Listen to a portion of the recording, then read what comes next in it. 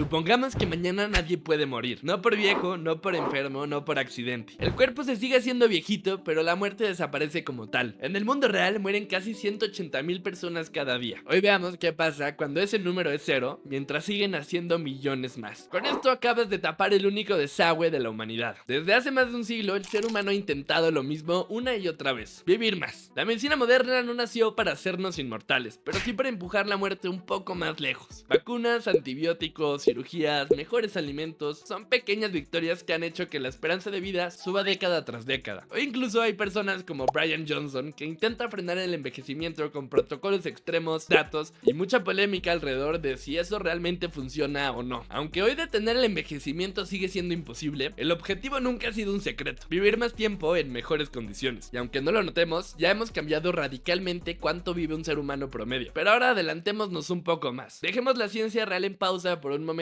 y hagamos la pregunta: ¿qué pasaría con la humanidad si finalmente ganáramos esa batalla? Nadie podría morir. Pero ahora sí, vamos con el video.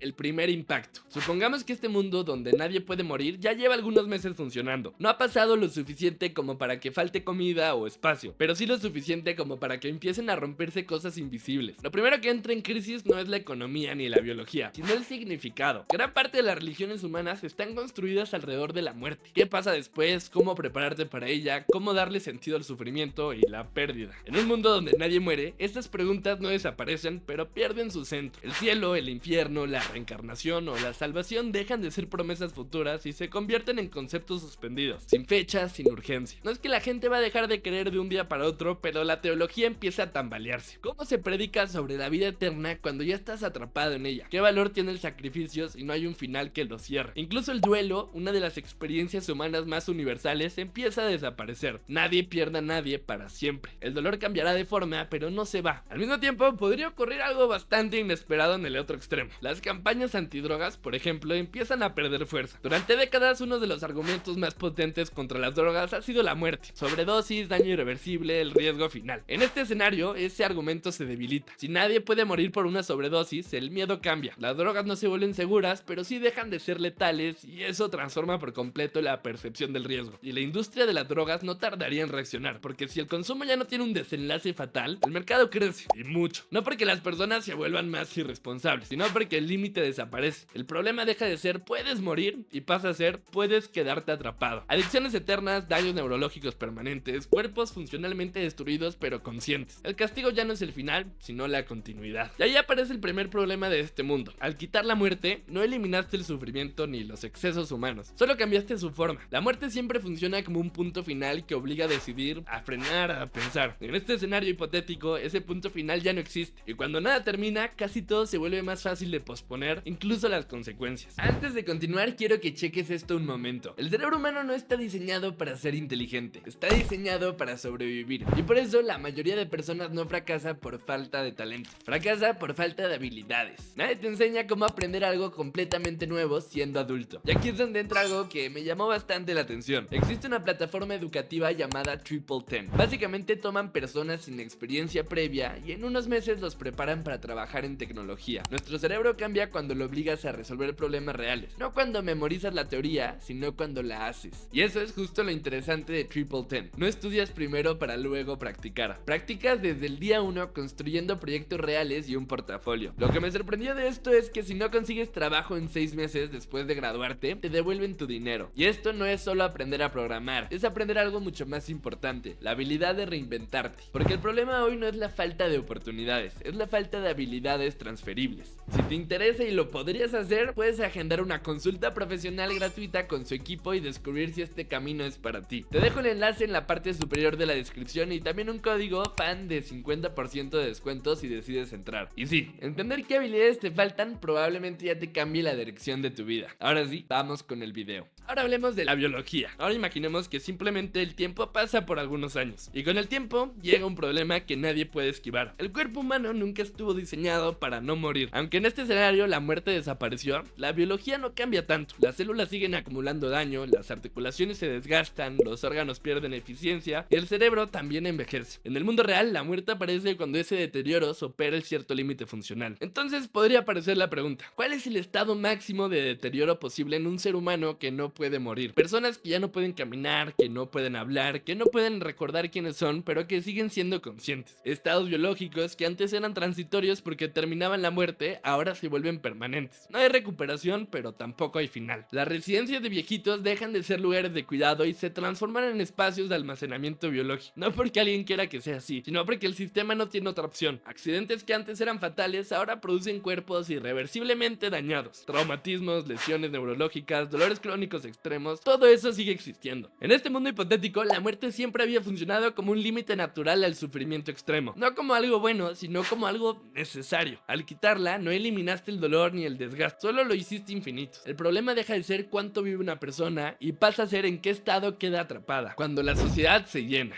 Ahora supongamos que este mundo lleva funcionando así medio siglo. Para entonces el problema ya no es solo biológico, es estructural. La sociedad humana siempre ha funcionado como un sistema con recambio. Las personas entran, las personas salen y ese movimiento libera espacio, poder, recursos y oportunidades. En este escenario el recambio desaparece. La sociedad sigue acumulando gente, pero ya no libera nada. Lo primero que se atasque es la vida cotidiana. Si nadie muere, nadie hereda. Las casas no se liberan, los puestos de trabajo no quedan vacantes y los cargos de poder no cambian de manos. No porque exista una conspiración o una élite inmortal, sino porque simplemente nadie se va. La movilidad social no colapsa de golpe, pero se vuelve cada vez más lenta, más rígida, más frustrante. Esto sería un problema para los que lleguen después. Luego, con el tiempo, la economía empieza a ponerse bastante ruda. Todo el sistema laboral fue diseñado bajo la suposición de que trabajarías algunas décadas y luego te retirarías. En este mundo, jubilarse deja de tener sentido. No puedes sostener pensiones durante siglos, trabajar deja de ser una etapa y se convierte en una condición permanente. La riqueza se acumula, pero no circula. El poder se fosiliza. Las decisiones importantes empiezan a tomar las personas que llevan siglos ahí. No porque sean las mejores, sino porque nunca dejaron el puesto. La justicia tampoco escapa. Las cárceles no fueron diseñadas para la eternidad. Una cadena perpetua en este escenario deja de ser una figura legal y se convierte en un castigo literal. El sistema judicial empieza a enfrentarse a una pregunta imposible. ¿Qué haces con alguien que no puedes rehabilitar, no puedes soltar y no puedes eliminar? No hay respuesta limpia, solo soluciones cada vez más incómodas. Mientras tanto, la demografía sigue haciendo lo suyo, sin emociones ni ideología. Cada año se siguen sumando más de 100 millones de personas nuevas al planeta donde nadie se va. En un siglo, la población podría duplicarse o incluso triplicarse, dependiendo de cómo cambien las tasas de natalidad. El problema no es que el planeta se quede sin tierra de inmediato, sino que la sociedad se queda sin margen. Las ciudades se densifican hasta el límite, la privacidad se vuelve un lujo y el espacio personal deja de ser un derecho implícito. En este punto el colapso no se ve como una explosión, sino como una asfixia lenta. Todo sigue funcionando, pero cada vez peor. Cada sistema aguanta un poco más de lo que debería, porque fue diseñado para un mundo finito. Este ya no lo es. Y lo más inquietante es que nada de esto ocurre por una catástrofe externa. Ahora solo seríamos una especie que resolvió el problema de morir sin pensar demasiado en lo que pasaría cuando nadie pueda irse. Y bueno, después de recorrer este mundo hipotético, la pregunta ya no es si vivir para siempre suena atractivo. La pregunta es ¿qué se pierde cuando nada termina? Porque a lo largo de este video aparece un patrón claro. Al quitar la muerte no eliminamos el sufrimiento, no eliminamos el desgaste y no eliminamos los excesos humanos. Solo eliminamos el límite que les ponía un final. El tiempo infinito cambia la forma en la que todo tiene valor. Si no hay urgencia, nada premia. Si nada premia, decidir se vuelve irrelevante. El amor puede esperar, el cambio puede esperar, la justicia puede esperar, incluso el dolor puede esperar. Y cuando todo puede esperar, el presente empieza a diluirse. La vida no se vuelve más intensa, se vuelve más larga. Tal vez la muerte no es el enemigo de nadie, tal vez nunca lo fue, tal vez es solo el límite incómodo que hace que las cosas importen ahora y no después. No porque sea justa, sino porque obliga al mundo a moverse, a soltar espacio, a dejar lugar para lo que sigue. En este escenario, al eliminarla no creamos una humanidad más libre, sino una humanidad atrapada en su propia continuidad. Y entonces queda una última idea flotando. Quizá no morimos porque el universo sea cruel, sino porque el futuro necesita espacio para existir. Quizá el problema nunca fue que la vida terminara, sino creer que podía continuar para siempre sin romper algo en el camino. Bye bye.